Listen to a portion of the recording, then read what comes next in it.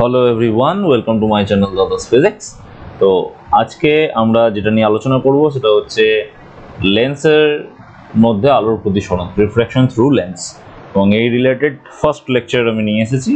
বেশ কয়েকটা লেকচার আসবে, তোমরা লেকচারগুলোকে ভালো করে ফলো করো, অনেক কিছু শিখতে পারবে এবং ডেফিনেটলি তোমাদের কনসেপ্ট গ্রো হবে খুব সুন্দরভাবে।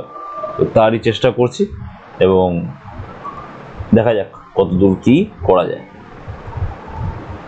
Let's start. আমরা প্রথমেই যেটা নিয়ে শুরু করব সেটা হচ্ছে স্ফেরিক্যাল সারফেস সে রিফ্র্যাকশন। দেখো, লেন্সের মধ্যে রিফ্র্যাকশন জিনিসটাকে যদি ভালো করে বুঝতে হয় বা লেন্স মেকার ফর্মুলা পর্যন্ত যদি পৌঁছাতে হয় বা লেন্স রিলেটেড এই সমস্ত ব্যাপারগুলোকে যদি একটু ডিটেলসে বুঝতে হয়, তাহলে আমাদের বেশ কতগুলো স্টেপে এগোতে হবে। আমি একটা সুন্দর এই লেন্সের উপরে একটা প্যাটার্ন বানিয়ে রেখেছি এখানে, এবং সেই অনুযায়ী আমি তোমাদের লেকচারগুলোকে আপলোড করবো। তো সব থেকে আগে আমরা আজকে যেটা ডিসকাস করবো সেটা হচ্ছে স্ফেরিক্যাল সারফেসের মধ্যে রিফ্র্যাকশন। তো এই স্ফেরিক্যাল সারফেসের মধ্যে রিফ্র্যাকশন কিভাবে হচ্ছে, তো সেই রিলেটেড আমরা একটা ইকুয়েশন বানানোর চেষ্টা করব। এখানে দেখো, এখানে একটা স্ফেরিক্যাল সারফেস নেওয়া হয়েছে, ঠিক আছে, যার দুটো আলাদা আলাদা সাইডে, দুই সাইডে রিফ্র্যাক্টিভ ইন্ডেক্সের যেটা ভ্যালু সেটা μ1 এবং μ2 কনসিডার করেছি, এবং ও পয়েন্টটা হচ্ছে অবজেক্টের পজিশন, এখান থেকে রে যাচ্ছে এবং এ পয়েন্টে ইনসিডেন্ট করেছে। সিটা হচ্ছে এই যে স্ফেরিক্যাল সারফেস তার সেন্টার, তাহলে এখানে যে ডটেড লাইনটা আমি ড্র করা হয়েছে সিই, সেটা অ্যাকচুয়ালি অভিলম্বের কাজ করছে, মানে নর্মালের কাজ করছে। তার সঙ্গে অ্যাঙ্গেল করেছে আই, সো এটা ইনসিডেন্স অ্যাঙ্গেল, আরটা হয়ে গেল রিফ্র্যাকশন অ্যাঙ্গেল। তো এখান থেকে রেটা বেরিয়ে আসছে এবং এই পয়েন্ট দিয়ে যাচ্ছে, তার জন্য এইটা হয়ে যাচ্ছে ইমেজের পজিশন। ওকে, আমার টার্গেটটা হচ্ছে যে এই যে পিও এখানে হচ্ছে অবজেক্টের ডিস্টেন্স, এখানে 1/1 লিখবো, যে পিও যেটা সেটা হচ্ছে আসলে অবজেক্ট ডিস্টেন্স। ওকে, পিও হলো অবজেক্ট ডিস্টেন্স, আর এখানে পিআই কি, পিআই হচ্ছে image distance.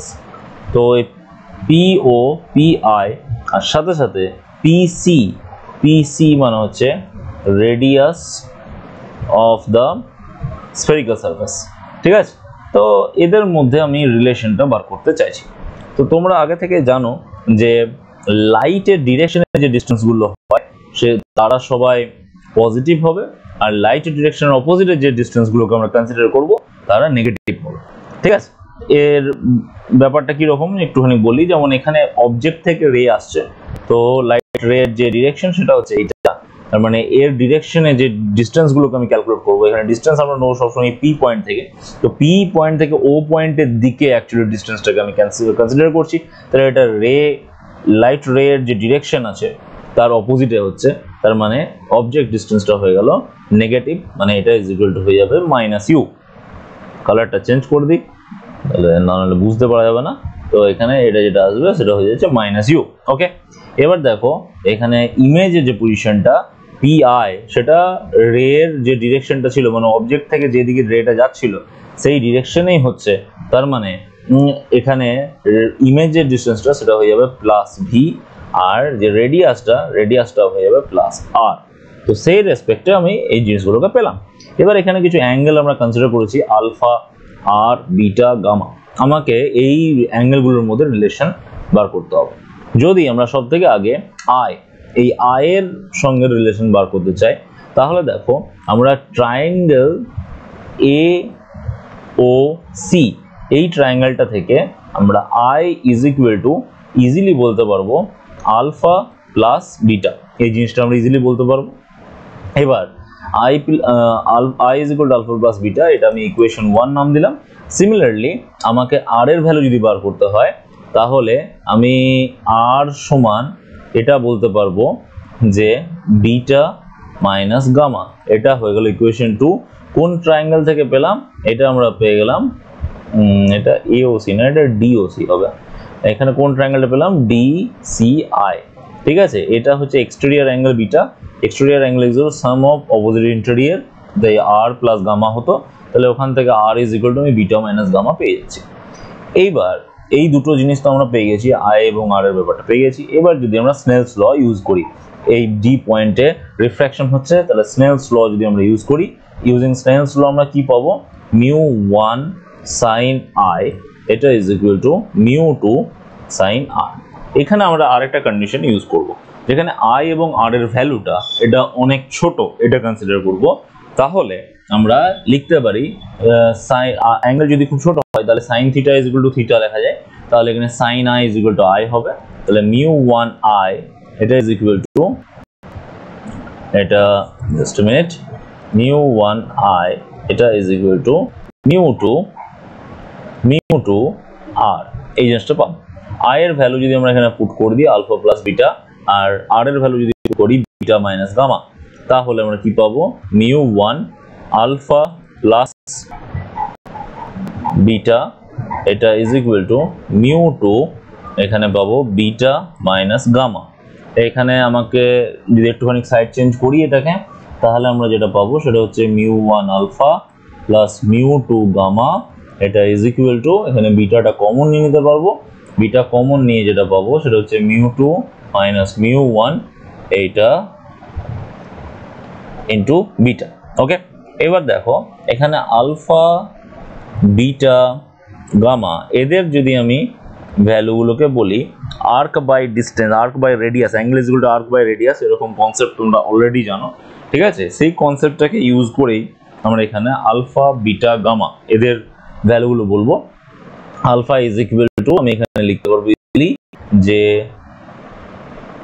Alpha is equal two আমার এখানে আসবে DP divided by PO, beta is equal to লিখতে পারবো ডিপি ডিভাইডেড বাই পিসি, আর gamma is equal to DP divided by PI. এই ভ্যালুগুলো যদি আমরা এই ইকুয়েশন 3 তে যদি বসিয়ে দিই, তাহলে আমরা এখান থেকে কি পাবো, এখান থেকে যেটা পাবো সেটা হচ্ছে μ1, বোথ সাইড থেকে ডিপি গুলো ক্যান্সেল আউট হয়ে যাবে, μ1 বাই পিও এটা plus μ2 divided by P I এটা ইজ ইকুয়াল টু μ2 মাইনাস μ1 এটা ইন্টু বিটা, বিটা মানে হয়ে যাচ্ছে এখানে আমার 1 বাই, এখানে বিটার যে ভ্যালুটা মানে ডিপি ডিভাইডেড বাই পিসি, সেটা বসে ডিপি ক্যান্সেল হয়ে যাচ্ছে, তার মানে এখানে পিসিটা থাকছে। এবার পিও হচ্ছে অ্যাকচুয়ালি অবজেক্ট ডিস্টেন্স, ঠিক আছে, যেটা মাইনাস ইউ, পিআই হচ্ছে ইমেজ ডিস্টেন্স, আর পিসি হচ্ছে রেডিয়াস। তাহলে এখানে যদি ভ্যালুগুলো পুট করে দিই, তাহলে আমরা যেটা পাবো সেটা হচ্ছে μ2 by V minus μ1 by U এটা is equal to μ2 minus μ1 divided by R. এই জিনিসটা আমরা পাবো। এখানে যে জিনিসটা আমাদেরকে মনে রাখতে হবে সেটা হচ্ছে রে কোন মিডিয়াম থেকে কোন মিডিয়ামে যাচ্ছে। রেটা μ1 থেকে μ1 মিডিয়াম থেকে μ2 মিডিয়ামে যাচ্ছে, এই ব্যাপারে আমাদেরকে মাথায় রাখতে হবে। রে যে মিডিয়াম থেকে যে মিডিয়ামে যাবে সেই অনুযায়ী আমরা এখানে পুরো এটা করব। দেখো এখানে যদি আমি যেমন এখানে কনভেক্স একটা সারফেসকে নেওয়া হয়েছে, তার জায়গায় যদি কনকেভ সারফেসকে নিতাম তাহলেও কিন্তু আমরা এই জিনিসটাকে প্রুফ করতে পারতাম। μ2 by V minus μ1 by U is equal to μ2 minus μ1 divided by R. ঠিক আছে, যদি এখানে আমি এটা কনসিডার করে চলেছি μ1 থেকে μ2 তে রে যাচ্ছে, এবং ডেফিনেটলি তোমরা ছবিটা দেখে এটা বুঝতেই পারছো যে এখানে μ2 গ্রেটার দেন μ1, ঠিক আছে, তার মানে এখানে refractive index of μ2 greater than refractive of μ1, মানে এই দিকে এখানে কি রয়েছে, এখানে রয়েছে রেয়ারার মিডিয়াম, আর এই সাইডটাতে যেখানে রয়েছে সেটা হচ্ছে ডেন্সার মিডিয়াম। ওকে, তো রেয়ারার মিডিয়াম থেকে ডেন্সার মিডিয়ামের দিকে রে যাচ্ছে, এইটা কনসিডার করে এখানে আমরা করেছি। এবার তোমাদের মাথায় প্রশ্ন আসতেই পারে যে ডেন্সার মিডিয়াম থেকে যদি রেয়ারার মিডিয়ামে যেত তাহলে এর এক্সপ্রেশনটা কিরকম হতো। ঠিক আছে, তো এই ডেন্সার মিডিয়াম থেকে রেয়ারার মিডিয়ামে যাওয়ার জন্য যে এক্সপ্রেশনটা আসবে সেটা যদি আমরা ডিটারমাইন করবার চেষ্টা করি, তোমরা একটা ডায়াগ্রাম আঁকতেই পারো যেখানে এক সাইডে ডেন্সার মিডিয়াম থাকবে, এক সাইডে রেয়ারার মিডিয়াম থাকবে, এবং সেক্ষেত্রে রিফ্র্যাকশনের রুল অনুযায়ী তোমরা জানো যে ডেন্সার থেকে রেয়ারার মিডিয়ামে গেলে কি হবে, রেটা যে নর্মাল আছে ডেন্সার থেকে রেয়ারে গেলে দূরে সরে যাবে, এবং দূরে যদি সরে যায় তাহলে সেই অনুযায়ী তোমরা ডায়াগ্রাম আঁকবে, এবং ডায়াগ্রাম এঁকে যে জিনিসটা তোমরা পাবে, সলিউশনে যে জিনিসটা পাবে সেইটা কি আসবে সেটা আমি তোমাদেরকে বলে দিচ্ছি। মানে সেক্ষেত্রে ব্যাপারটা অনেকটা এরকম টাইপের হবে যে এই হচ্ছে একটা স্ফেরিক্যাল সারফেস, এইদিকে রয়েছে μ2, আমি একটু ডায়াগ্রামটা এঁকে তোমাদেরকে দেখাচ্ছি। ঠিক আছে, এইটা হয়ে গেল পি পয়েন্ট। ঠিক আছে, এইরকম জায়গাতে সেন্টারটা আছে, এইরকম জায়গাতে অবজেক্ট আছে। ঠিক আছে, তাহলে সেন্টার থেকে আমি এরকম ভাবে ডটেড লাইন এরকম ভাবে পেয়ে যাব। ঠিক আছে, ডটেড লাইন এখানে পেয়ে যাবো, এটা হচ্ছে ডি পয়েন্টটা। তাহলে এখান থেকে একটা রে যাবে এরকম ভাবে। এবার রে যদি এরকম ভাবে যায়, আমরা জানি যে এটা ডেন্সার মিডিয়াম থেকে রেয়ার মিডিয়ামে যাচ্ছে, মানে এখানে μ1, তার মানে ডেফিনেটলি রেটা এখানে নর্মাল থেকে দূরে সরে যাবে। তো নর্মাল থেকে যদি দূরে সরে যায় তাহলে দেখা যাবে যে এটা এইখান থেকে এরকম জায়গায় গিয়ে পরে মিট করছে। তাহলে এটা হয়ে গেল আই, ইমেজের পজিশন। এবার এখানে যদি আমরা অ্যাঙ্গেলগুলোর নাম দিই, ঠিক আছে, এই যে অ্যাঙ্গেলটা আমরা যেটা পেয়েছি ভেতরে, এই অ্যাঙ্গেলটা এটা হচ্ছে ইনসিডেন্স অ্যাঙ্গেল আই। ঠিক আছে, এইখানে যেটা বেরিয়ে যাচ্ছে সেটা হচ্ছে রিফ্র্যাকশন অ্যাঙ্গেল আর। ঠিক আছে, রিফ্র্যাকশন অ্যাঙ্গেল আর। ইমেজের সঙ্গে যে অ্যাঙ্গেলটা ফর্ম করেছে এটা আমরা নাম দিয়ে দিচ্ছি, এই হচ্ছে গামা। ঠিক আছে, এইখানে যে অ্যাঙ্গেলটা তৈরি হচ্ছে সেই অ্যাঙ্গেলটা হয়ে যাচ্ছে আলফা। আর এখানে আই এর সাথে এখানকার এই যে অ্যাঙ্গেলটা, এই অ্যাঙ্গেলটার আমি নাম দিচ্ছি বিটা। ঠিক আছে, এরকমভাবে আমরা প্রত্যেকটা নাম দিয়ে দিতে পারলাম। এবার এই অনুযায়ী আমরা যদি পুরো ইকুয়েশনটাকে বানানোর চেষ্টা করি, তাহলে দেখো, তাহলে আমরা কি পাবো, তাহলে আমরা ইজিলি এটা পেয়ে যাবো যে আই ইজ ইকুয়াল টু, কিন্তু এখানে আসবে বিটা মাইনাস আলফা, আর আর ইজ ইকুয়াল টু আমরা এখানে পাবো যেটা, সেটা হচ্ছে বিটা প্লাস গামা। ঠিক আছে, এবার এইখানে আমরা যদি এই সেম রুল মানে স্নেলস লটাকে এখানে যদি ইউজ করি তাহলে কি পাবো, স্নেলস লটাকে এখানে যদি ইউজ করি তাহলে আমরা যেটা পাবো সেটা হয়ে যাচ্ছে μ2 এটা into beta minus beta minus alpha, এটা ইজ ইকুয়াল টু μ1 এটা ইন্টু বিটা প্লাস গামা। এই জিনিসটা থেকে বিটাকে সাইড চেঞ্জ করবো এবং আলফাগুলোকে যদি এক সাইডে নিয়ে যায় তাহলে যেটা পাওয়া যাবে সেটা হচ্ছে μ1 বিটা,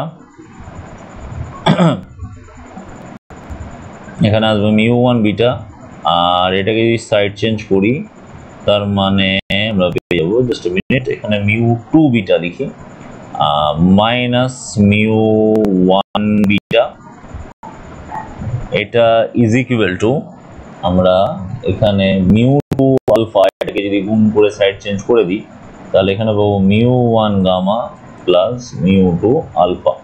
এবার এখানে যদি আমি আলফা বিটা গামা এদের ভ্যালুগুলো যদি পুট করি, দেখো গামা ইজ ইকুয়াল টু কি আসবে, গামা ইজ ইকুয়াল টু আসবে ডিপি ডিভাইডেড বাই পিআই। ঠিক আছে, তার মানে এখানে ভি যেটা আছে সেটা গামার জন্য আসবে, আলফাটা কার জন্য আসবে, অবজেক্ট ডিস্টেন্সের জন্য আসবে, এবং অবজেক্ট ডিস্টেন্স ডেফিনেটলি নেগেটিভ আসবে। তাহলে আমরা পুরো লটা, পুরো যে মানে ইকুয়েশনটা যেটা আসবে সেটা হলো, দেখো আলফার জায়গায় এখানে alpha is equal to, easily বুঝতেই পারা যাচ্ছে যে DP divided by PO, beta is equal to আমরা পেয়ে যাবো ডিপি ডিভাইডেড বাই পিসি, আর গামা ইজ ইকুয়াল টু আমরা পেয়ে যাবো ডিপি ডিভাইডেড বাই পিআই। এই তিনটে যদি আমরা এই ইকুয়েশনে পুট করি, ঠিক আছে, আর সাথে সাথে আমরা ইউজ করব যেগুলো, এটা আলাদা, সাথে সাথে আমরা যেটা ইউজ করব সেটা হয়ে যাচ্ছে PO is equal to minus U, PI is equal to plus V, আর PC is equal to minus R. এইগুলো যদি আমরা এখানে পুট করি তাহলে বোথ সাইড থেকে ডিপি তো ক্যান্সেল আউট হয়ে যাচ্ছে। তাহলে ফাইনালি আমরা যেটা পাচ্ছি সেটা তোমরা একটু নিজেরা খাতা ইউজ করো, তাহলে তোমরা বুঝতে পারবে। জাস্ট ভ্যালুগুলো পুট করে দাও ইকুয়েশনটাতে, তাহলে যেটা আমরা পাবো সেটা হয়ে যাবে, এইখানে আমরা পেয়ে যাচ্ছি যেটা, সেটা হচ্ছে μ1 by V minus μ2 by U is equal to μ1 minus μ2 divided by R. এটা তাহলে কখন পাচ্ছি, যখন ডেন্সার থেকে রেয়ারে রিফ্র্যাকশন হচ্ছে তখন আমরা এই জিনিসটা পাচ্ছি। তাহলে আমরা দুটো কেস পেলাম অ্যাকচুয়ালি, একটা রেয়ার টু ডেন্সার মিডিয়াম রিফ্র্যাকশনের জন্য, আর একটা ডেন্সার টু রেয়ার মিডিয়াম রিফ্লেকশনের জন্য। তবে দুটো ক্ষেত্রেই আমাদের লক্ষণীয় যেটা, দেখো যখন এই কেসটা হলো মানে রেয়ারের থেকে ডেন্সারে যখন রিফ্লেকশন হলো, তখন কোন মিডিয়ামে আলোটা যাচ্ছে? আলোটা যাচ্ছে μ2 তে, আসছে কোথা থেকে? μ1 থেকে। ঠিক আছে, তো μ2 তে আলো যাচ্ছে, μ1 থেকে আসছে। তো দেখো আলো যে মিডিয়ামে যাচ্ছে সেইটার refractive index divided by image distance minus যে মিডিয়াম থেকে আলো আসছে সেইটার refractive index divided by object distance is equal to যে মিডিয়ামে আলো যাচ্ছে সেটা মাইনাস যে মিডিয়াম থেকে আলো আসছে এটা ডিভাইডেড বাই রেডিয়াস। এই ফরম্যাটটাকে মেনে চলেছে। তাহলে এখানেও তাই হবে, μ1 এখানে μ2 থেকে μ1-এ আলো এসেছে, যে মিডিয়ামে আলো যাচ্ছে divided by image distance minus যে মিডিয়াম থেকে আলো আসছে সেইটা divided by object distance is equal to আলো যাচ্ছে যে মিডিয়ামে সেটা মাইনাস আলো আসছে যেখান থেকে সেটা ডিভাইডেড বাই রেডিয়াস। মানে তোমাদেরকে যে জেনারেল ফর্মটা মনে রাখতে হবে সেইটা আমি এবার বলে দিচ্ছি। সেই জেনারেল ফর্মটা হলো, এই অঙ্কটা আমি পরে করাবো। জেনারেল ফর্মটা তোমাদেরকে যেটা মনে রাখতে হবে, জেনারেল ফর্ম। এই জেনারেল ফর্মটা কি? জেনারেল ফর্মটা হচ্ছে refractive index of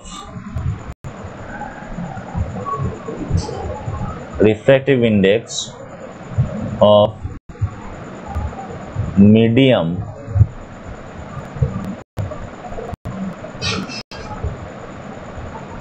where light is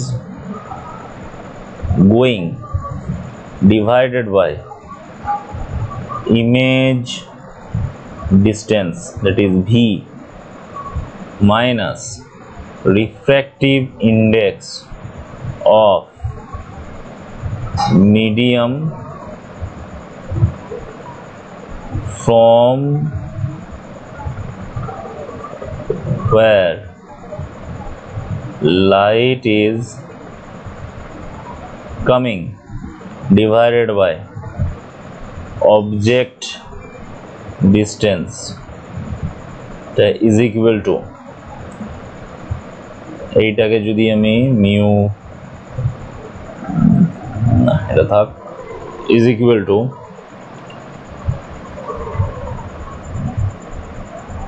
refractive index of